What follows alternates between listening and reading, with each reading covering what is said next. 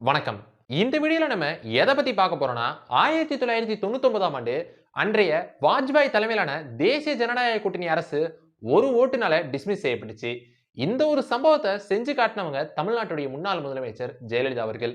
இந்த வீடியோல நம்ம எப்படி 1999ஆம் ஆண்டு வாஜ்பாய் அவர்கள் தலைமையிலான தேசிய ஜனநாயக கூட்டணி அரசு ஒரு ஓட்டுனால டிஸ்மிஸ் செய்யப்பட்டுச்சு.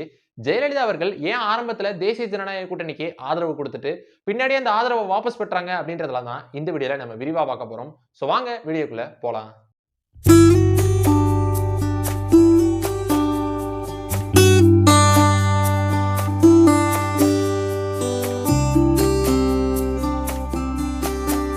1996ஆம் ஆண்டு இந்தியாவுல பார்லிமெண்ட் எலெக்ஷன் நடந்துச்சு. இந்த ஒரு பார்லிமெண்ட் எலெக்ஷனுடைய முடிவுல அடல் பிஹாரி வாஜ்பாய் அவர்கள் தலைமையிலான பாஜக 161 சீட்ஸ் ஜெயிச்சிருந்தாங்க. அதே மாதிரி காங்கிரஸ் 140 இடங்களையும் ஜனதாதள் 40 இடங்கள்ல வெற்றி பெற்றிருந்தாங்க. அதாவது எந்த ஒரு கட்சிக்குமே தனி பெரும்பான்மையான 272 சீட்ஸ் கிடைக்கல. இதனால அன்னைக்கு முதல்ல அடல் பிஹாரி வாஜ்பாய் அவர்கள் தலைமையிலான பாஜக ஆட்சி அமைக்குது. ஆனா இந்த ஒரு கவர்மெண்ட் வெறும் 14 நாள் மட்டும் தான் இருக்கு.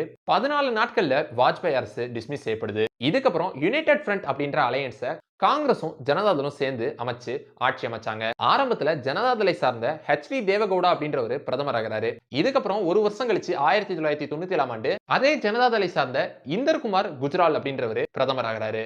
ஆனா இவங்களால தொடர்ந்து 5 வருஷம் ஆட்சியை நடத்த முடியல.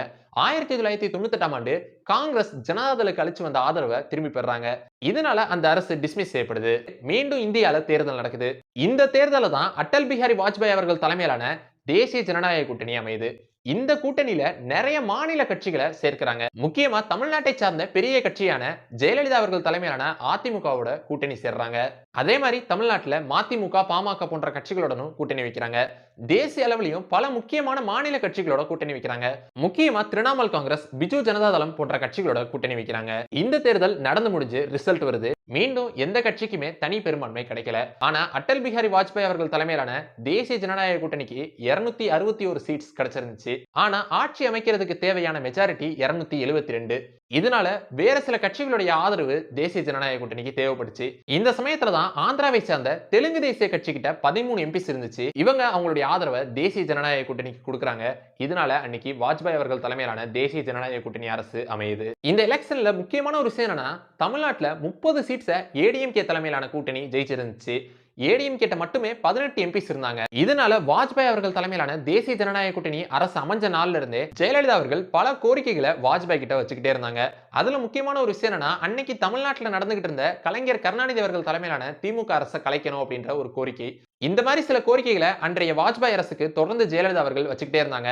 ஆனா இந்த கோரிக்கையை அவங்க நிறைவேற்றல. தொடர்ந்து பல மாதங்கள் இந்த மாதிரியான கோரிக்கைகளை வச்சுக்கிட்டே இருந்தாங்க. கிட்டத்தட்ட 13 மாசம் கழிச்சு ஜெயலலிதா அவர்கள் என்ன முடிவெடுக்கிறாங்கன்னா, இந்த கூட்டணியை விட்டு வெளியே வரலாம் அப்படின்னு முடிவெடுத்து அன்றைக்கு வாஜ்பாய் அவர்கள் தலைமையிலான தேசிய ஜனநாயக கூட்டணிக்கு தந்துட்டு இருந்த ஆதரவையும் திரும்பி பெறாங்க.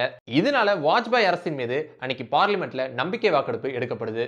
இந்த நம்பிக்கை வாக்கெடுப்புல வாஜ்பாய் அவர்களுடைய அரசுக்கு ஆதரவா 269 வாக்குகளும், வாஜ்பாய் அரசுக்கு எதிரா 270 வாக்குகளும் வருது. அதாவது அன்னைக்கு ஒரு ஓட்டுனால வாஜ்பாய் அவர்களுடைய அரசு டிஸ்மிஸ் செய்யப்படுது. இந்த நம்பிக்கை வாக்கெடுப்பு முடிஞ்சதுக்கு அப்புறம் மீடியாஸை சந்திச்ச அடல் பிஹாரி வாஜ்பாய் என்ன சொன்னார் தெரியுமா? என்னன்னா, இந்த 13 மாசம் தினம் நைட்டு நான் தூங்க போகும்போது அடுத்த நாள் காலையில இந்த அரசு இருக்குமா அப்படின்ற சந்தேகத்தோட தான் நான் தூங்கவே போவேன் அப்படின்னு அடல் பிஹாரி வாஜ்பாய் மீடியாஸ்ல சொல்றாரு. இதுக்கப்புறம் மீண்டும் தேர்தல் நடக்குது. இந்த தேர்தலில் மீண்டும் அடல் பிஹாரி வாஜ்பாய் அவர்கள் தலைமையிலான தேசிய ஜனநாயக கூட்டணி வெற்றி பெற்று ஆட்சி அமைக்குது. இந்த வாட்டி அடல் பிஹாரி வாஜ்பாய் 5 வருஷமும் ஃபுல்லா ஆட்சியை நடத்தி முடிக்கிறாரு.